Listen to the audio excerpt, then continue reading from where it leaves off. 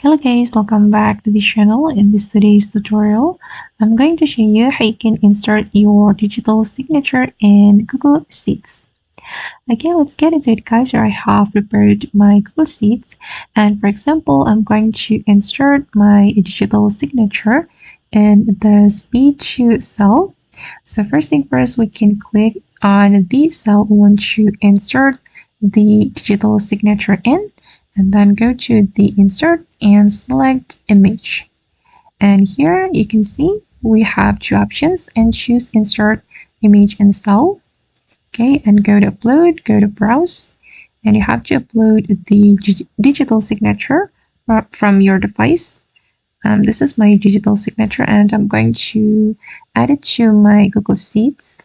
Okay, and just hold on. Okay, and as you can see guys, that now the digital signature has been added to my B2 cell. Alright guys, then that's all the way to insert a digital signature in Google Sheets. I hope this video will be useful for you. Thank you so much for watching, and see you in the next video.